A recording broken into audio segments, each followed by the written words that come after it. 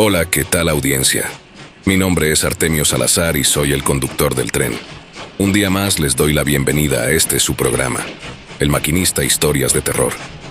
Así que prepárense un café, pónganse los audífonos y disfruten este relato.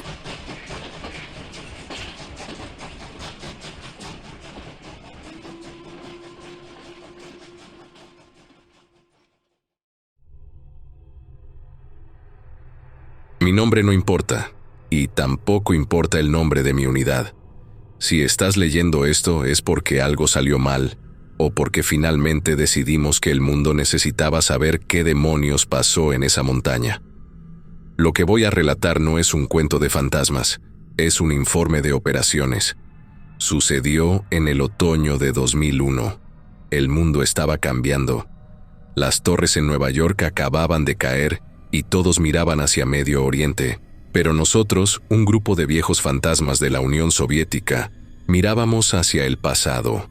Éramos remanentes de la KGB, operando ahora bajo la nómina de intereses privados que buscaban ventajas estratégicas que el nuevo gobierno ruso no podía o no quería financiar. El objetivo estaba en los Alpes bávaros. La inteligencia provino de un archivo que se suponía debió arder en 1945, pero que alguien salvó y archivó en un sótano de Moscú durante 50 años. El archivo hablaba de una instalación de investigación de las SS, la división encargada de los proyectos especiales, aquellos que Hitler creía que le darían la victoria cuando ya todo estaba perdido. No buscábamos oro ni obras de arte robadas. Buscábamos tecnología. El informe indicaba una ubicación precisa cerca de la frontera con Austria, en una zona de difícil acceso, lejos de las rutas turísticas y de los ojos curiosos. Llegar allí no fue fácil. Tuvimos que movernos como civiles, cruzando fronteras con pasaportes falsos y equipo desmontado en camionetas de carga alquiladas.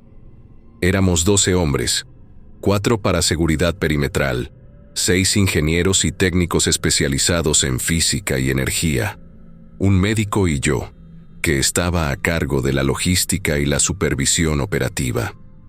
La entrada a la cueva no parecía nada especial, solo una grieta en la roca caliza cubierta por décadas de vegetación y nieve endurecida.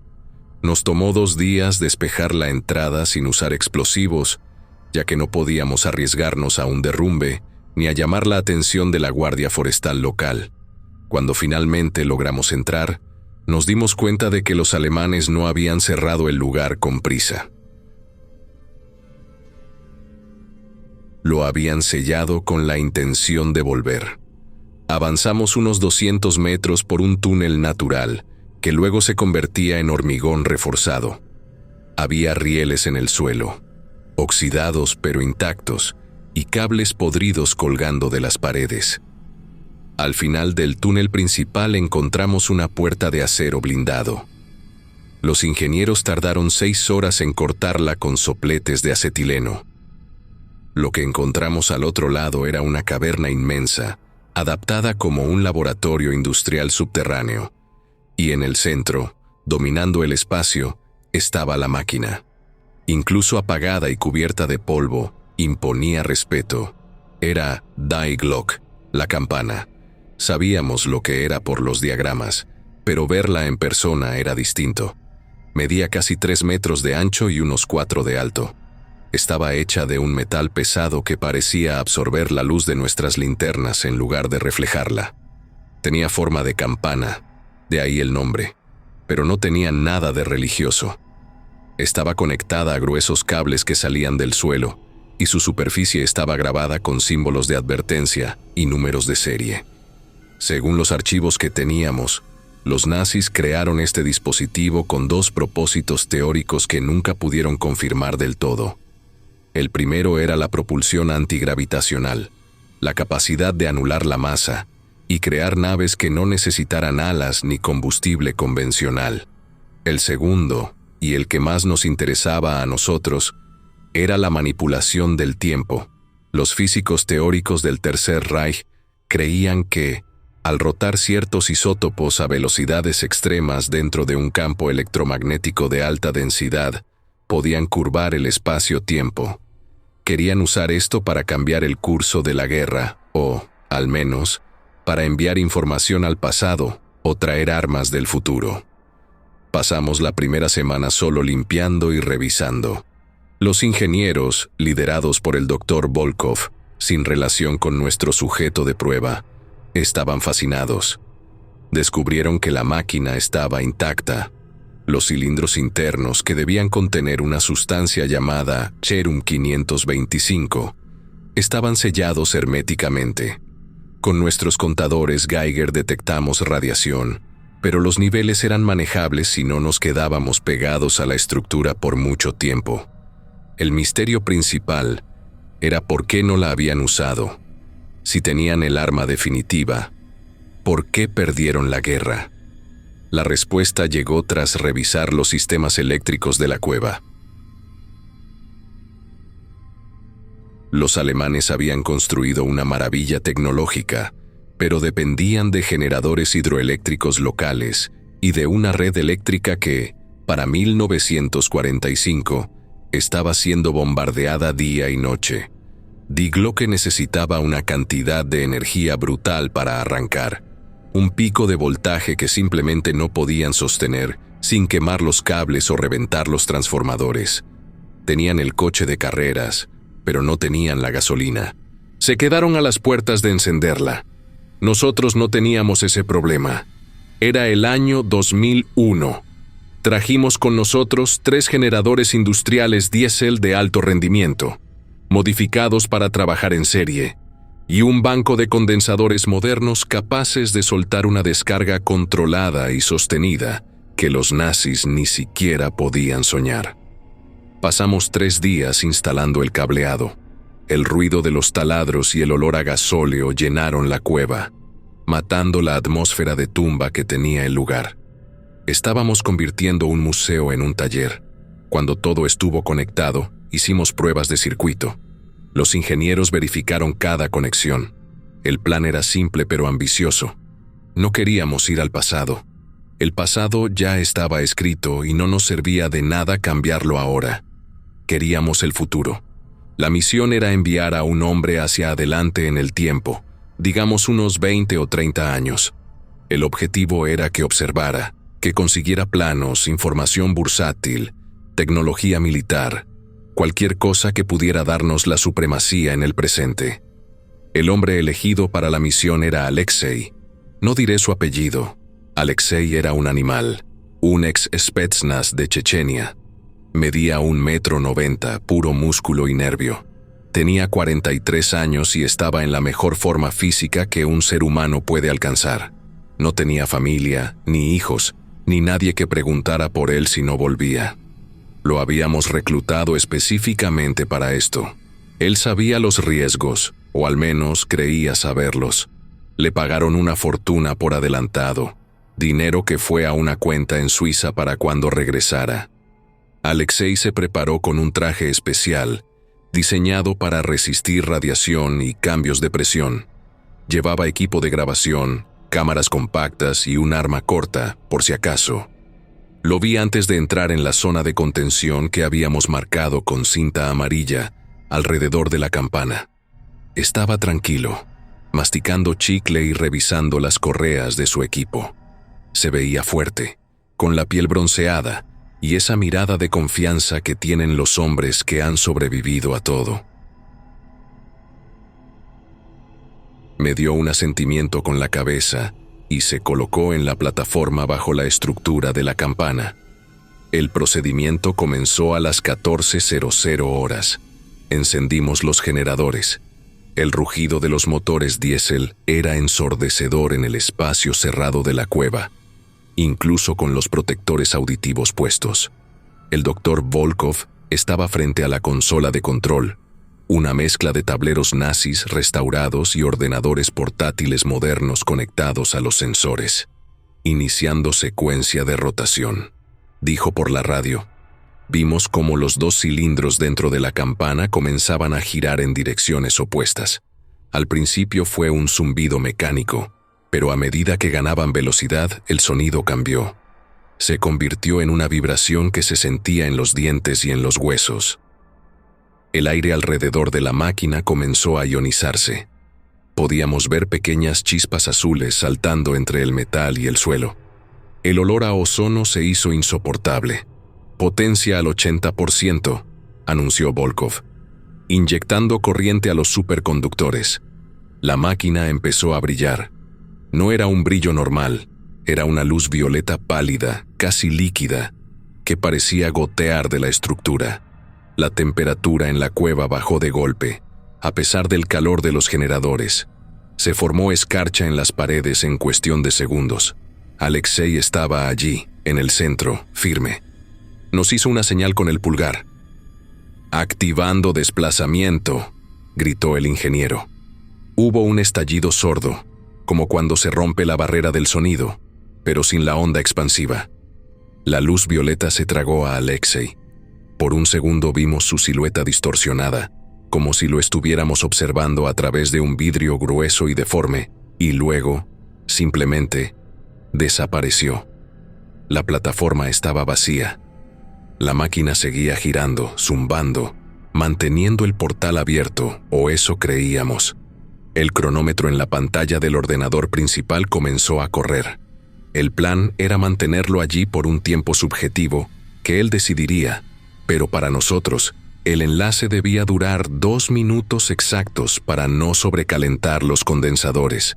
Si Alexei pasaba 1 hora, un día o un mes en el futuro, para nosotros solo serían 120 segundos de consumo de energía. Esos 2 minutos fueron los más largos de mi vida. Los generadores gritaban, luchando por mantener el flujo. Las luces de la cueva parpadeaban. Los ingenieros miraban los monitores con pánico controlado. Había lecturas que no tenían sentido, picos de energía que desafiaban la física conocida. El suelo temblaba ligeramente bajo nuestras botas. Yo miraba la plataforma vacía, esperando ver aparecer a nuestro hombre cargado de secretos del mañana. 30 segundos para el corte, avisó Volkov. Todo parecía ir según el plan técnico. La máquina funcionaba. Los nazis tenían razón. Habíamos logrado lo que ellos no pudieron. Estábamos haciendo historia. 10 segundos, preparados para la desaceleración. 5, 4, 3, 2, 1. Corte. Volkov bajó la palanca principal y los condensadores liberaron la energía restante para revertir el proceso y traer al viajero de vuelta. El brillo violeta volvió a intensificarse, cegándonos por un instante. Hubo otro estallido, este más seco, como un hueso al romperse. El zumbido de los cilindros comenzó a descender de tono, volviéndose grave y pesado. Cuando la luz se disipó y mis ojos se adaptaron a la penumbra de la cueva, miré hacia la plataforma. Alexei estaba allí, pero algo estaba terriblemente mal. No estaba de pie. Estaba colapsado en el suelo, en una postura antinatural. «Equipo médico, adelante», grité, corriendo hacia él antes que nadie. Cuando llegué a su lado y lo giré, sentí una arcada subir por mi garganta. El traje le quedaba enorme, como si estuviera vacío. Me quité los guantes para tomarle el pulso, y lo que toqué no fue el brazo fuerte de un soldado. Toqué hueso, apenas cubierto por piel. Le quité el casco. El hombre que me miraba no era Alexei, o al menos ya no lo era. Su rostro era una calavera forrada en papel de arroz. La piel era de un gris traslúcido, con venas azules marcadas como mapas en su frente. Tenía los ojos desorbitados, hundidos en cuencas profundas y oscuras, inyectados en sangre. Su boca estaba abierta en una mueca de horror, y sus dientes parecían demasiado grandes para esa cara consumida. Estaba temblando. No era un temblor de frío, era una convulsión violenta, como si cada nervio de su cuerpo estuviera disparando señales de dolor al mismo tiempo. El hombre fornido de 90 kilos que habíamos enviado hacía 2 minutos había desaparecido. Lo que teníamos en el suelo era un anciano decrépito, un saco de huesos que pesaría, con suerte, 50 kilos. «¡Ayuda!», susurró. Su voz sonaba como hojas secas pisadas. No era la voz de Alexei. Era la voz de alguien que ha gritado durante años hasta romperse las cuerdas vocales. El médico llegó y se quedó paralizado un segundo antes de reaccionar. Empezaron a cortarle el traje, y el olor que salió de allí fue nauseabundo. Una mezcla de sudor rancio, enfermedad y algo metálico. «Está entrando en shock», gritó el médico. «Traigan la camilla, rápido». Mientras lo levantaban, algo cayó del bolsillo de su traje al suelo. Era su reloj táctico. Lo recogí. El cristal estaba roto y las manecillas estaban detenidas, pero lo que me heló la sangre no fue el reloj, sino la mano de Alexei mientras se aferraba a la manga de mi chaqueta.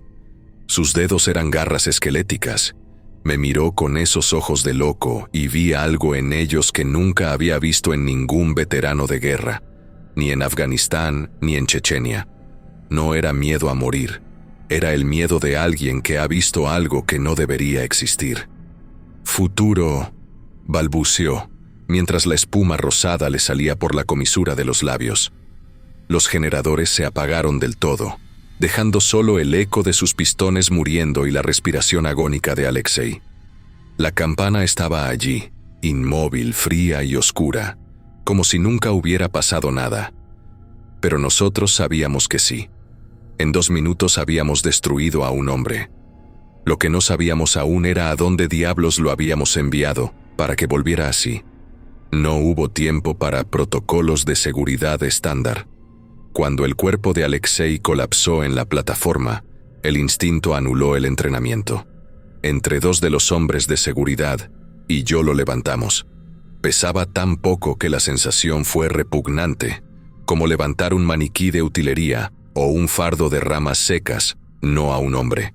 Lo sacamos de la zona de radiación a la carrera. Lo llevamos a la zona limpia, una carpa hermética de plástico grueso y transparente que habíamos montado cerca de la entrada de la cueva, iluminada por focos halógenos blancos que no perdonaban ningún detalle. Lo arrojamos sobre la camilla de acero y el sonido que hizo su cuerpo al impactar fue seco, quebradizo. «Corta el traje», gritó Lev, el médico. Estaba pálido. Sus manos enguantadas en látex temblaban mientras buscaba las tijeras de trauma. «Necesito ver el daño. ¡Rápido!». Uno de los soldados de seguridad sacó su cuchillo táctico y rajó la tela sintética del traje desde el cuello hasta el abdomen. Fue entonces cuando el olor nos golpeó. No era solo sudor o heces. El aire dentro de la carpa se llenó instantáneamente de un hedor dulce y podrido.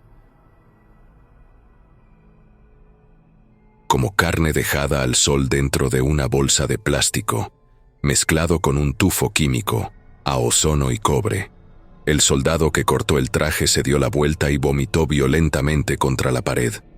Yo me quedé quieto, observando el horror que se revelaba bajo la tela. El traje térmico se había fusionado con él en algunos puntos. Al retirar el neopreno del pecho, tiras de piel grisácea y muerta se vinieron pegadas al material, dejando expuesta la carne viva, roja y brillante, que no sangraba, sino que supuraba un líquido amarillento. «Dios santo», susurró Lev. Alexei no tenía grasa corporal, ninguna. Sus costillas parecían a punto de perforar la piel tensa y traslúcida. El abdomen estaba hundido en una curva cóncava grotesca, pegándose a la columna vertebral. Podíamos ver el movimiento espasmódico de sus intestinos retorciéndose bajo la piel, buscando algo que digerir. Pero lo peor eran las extremidades, los músculos de los brazos y las piernas, esos músculos que habían levantado pesas y disparado armas hace 10 minutos, se habían consumido. Eran cuerdas fibrosas y tensas sobre los huesos. Las articulaciones, rodillas y codos sobresalían como nudos en una cuerda vieja. Lev intentó colocarle una vía intravenosa en el brazo izquierdo. Fue inútil. Al pinchar, la vena se rompió y colapsó bajo la piel, formando un hematoma negro instantáneo que se extendió como tinta en papel secante. «Sus vasos sanguíneos son de cristal», gritó el médico tirando la aguja al suelo. Está deshidratado a nivel celular. Todo su sistema está colapsando. El coronel entró en la carpa en ese momento. El cierre de la cremallera sonó como un disparo. No miró el vómito en el suelo, ni la cara de terror de los presentes. Sus ojos fríos se clavaron en el despojo humano que se retorcía en la camilla. «Informe», ladró. «Se está muriendo, señor», respondió Lev sin mirarlo, intentando ahora una vía central en el cuello. «Falla multiorgánica. Sus células. Es como si hubiera envejecido 50 años de golpe, o como si hubiera estado expuesto a una radiación que se comió su biología». «¿Puede hablar?», preguntó el coronel. ¿Está bromeando? Su garganta debe estar en carne viva. Está en shock profundo. Si le fuerzo a hablar, le provoco un paro cardíaco. El coronel se acercó a la camilla.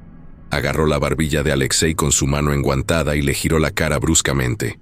Alexei tenía los ojos abiertos, pero no miraba a nada. Las pupilas estaban dilatadas al máximo. 2 pozos negros devorando el poco color que le quedaba en el iris. No hemos gastado millones de rublos y arriesgado una crisis internacional para traer un cadáver, dijo el coronel con voz tranquila, aterradoramente calmada. Dale el estimulante, el Lázaro. Lev se detuvo en seco. Eso lo matará en cuestión de minutos, señor. Le reventará el corazón. Entonces asegúrate de que hable en esos minutos. Hazlo. Hubo un silencio tenso, solo roto por el gorgoteo húmedo que salía de la garganta de Alexei cada vez que inhalaba. Lev maldijo entre dientes, abrió un maletín metálico y sacó una ampolla de líquido rojo oscuro. Cargó la jeringa y, con una expresión de culpa absoluta, la clavó directamente en el pecho del soldado, buscando el corazón. La reacción fue inmediata y horrible. El cuerpo de Alexei se arqueó en un espasmo tan violento que las correas de la camilla crujieron. Su boca se abrió en una O perfecta y soltó un alarido que no sonaba humano. Era un sonido mecánico, rasgado, como si estuviera arrastrando vidrios por la tráquea. Sus ojos se inyectaron en sangre de golpe, volviéndose 2 bolas rojas y furiosas. Empezó a sacudirse, tirando de las ataduras con una fuerza que no debería tener un esqueleto. «¡Sujétenlo!», gritó Lev. Me abalancé sobre sus piernas mientras el médico le sujetaba los hombros. Sentí el calor febril que emanaba de su cuerpo a través de mi ropa. Quemaba. El coronel no se inmutó. Sacó una pequeña cámara digital, presionó el botón de grabar y apuntó hacia Alexei. «Mírame, soldado. Informe de situación. Ahora». Alexei dejó de gritar y empezó a jadear. Sus ojos rojos enfocaron al coronel, luego a mí, luego al techo de la carpa. El terror que vi en esa mirada me heló la sangre más que el frío de la montaña. No era confusión, era reconocimiento. Sabía dónde estaba y parecía decepcionado de no estar muerto. «Agua», graznó Alexei. Lev le acercó una gasa empapada a los labios. Alexei la mordió con desesperación, chupando el líquido y tragando la tela casi entera antes de que lográramos quitársela. «El objetivo», insistió el coronel. «¿Llegaste al 2216? Alexei asintió débilmente. Un mechón de pelo blanco se le desprendió y cayó sobre la almohada. «Llegué», susurró. «El cielo. No hay cielo». «¿Cómo que no hay cielo?», preguntó el coronel. «¿Está cubierto? ¿Nubes nucleares?». «No. Es estática. Todo arriba es negro y gris, moviéndose, vibrando, como una televisión sin señal. No hay sol, nunca amanece. Solo hay una luz sucia, marrón, que sale del suelo». Alexei tembló.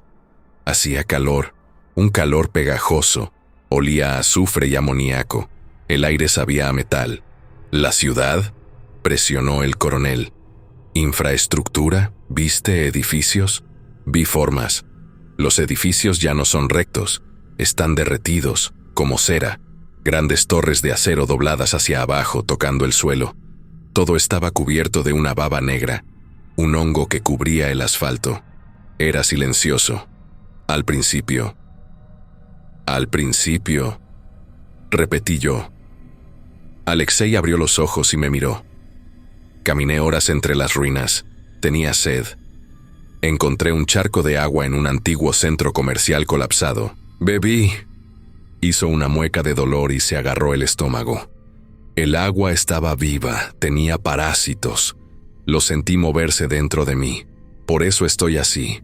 Me comieron por dentro. ¿Contactaste con alguien?, interrumpió el coronel. ¿Humanos? Alexei intentó incorporarse, tirando de las correas con pánico. «No son humanos», gritó, escupiendo sangre. «Ya no. Explícate». Los vi al segundo día. Salieron de los agujeros del metro, cientos de ellos, pálidos, sin pelo, brazos largos, demasiado largos, arrastrándose como arañas.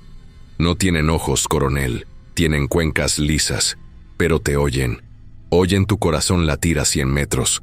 El soldado soltó un sollozo roto. Me escondí en un sótano inundado. Estuve allí días, semanas. Los oía arriba. Chillan. Chillan para comunicarse. Me buscaban. ¿Te atacaron? Me cazaron. Uno entró en el sótano. Pasó a mi lado. Coronel, llevaba ropa. Jirones de uniforme militar. Placas de identificación. No eran alienígenas, eran nosotros. Lo que queda de nosotros dentro de 200 años. Ciegos, hambrientos y locos.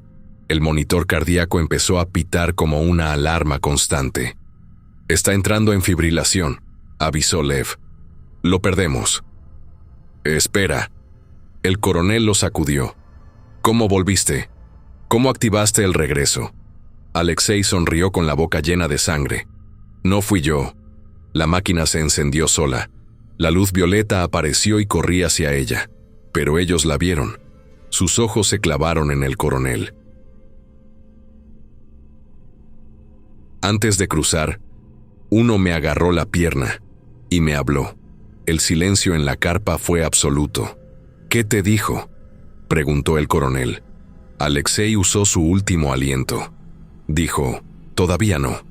La cabeza de Alexei cayó hacia atrás y quedó inmóvil. El monitor marcó la línea plana con un pitido continuo. Lev se quedó paralizado. El coronel dejó de grabar y guardó su teléfono en su bolsillo. «Limpien esto», ordenó, «y preparen los generadores. Tenemos que saber qué significa todavía no». «Señor», pregunté. Dijo que eran monstruos. Dijo que no había nada.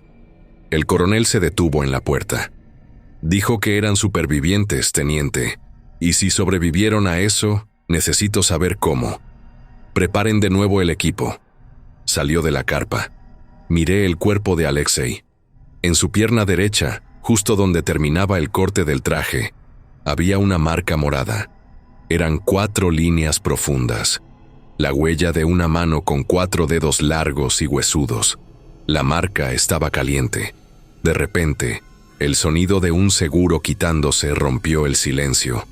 Uno de los guardias de seguridad, un hombre viejo que había escuchado todo el interrogatorio desde la esquina, estaba pálido, con la mirada perdida y temblando.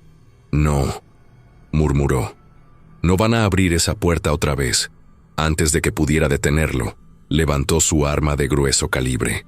No nos apuntó a nosotros. Apuntó al corazón de la máquina. El estruendo fue ensordecedor en la cueva cerrada. Disparó sin misericordia, vaciando el cargador entero contra los cilindros de cristal y los rotores. Las balas perforaron la carcasa, el vidrio reforzado estalló y los componentes internos volaron en pedazos.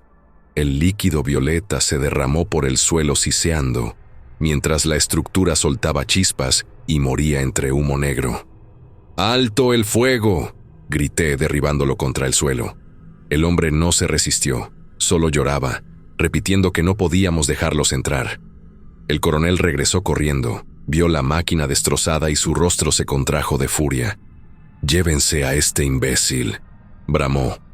«Que lo encadenen. Lo quiero preso y procesado por traición». Luego se giró hacia Lev y señaló el cadáver en la camilla. «Y usted, cele ese cuerpo. Nadie lo toca ni lo entierra. Manténganlo en observación estricta de nivel 4. Señor, balbuceó el médico. Dijo que lo comieron por dentro, respondió el coronel con frialdad.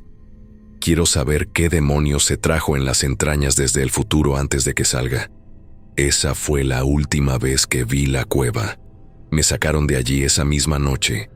Después de eso, pasé años en misiones de menor envergadura, trabajos sucios de vigilancia en fronteras olvidadas. Nunca supe qué encontraron dentro de Alexei ni qué pasó con el guardia que disparó. Pero, a veces, cuando hay estática en la radio, rezo para que la máquina siga rota.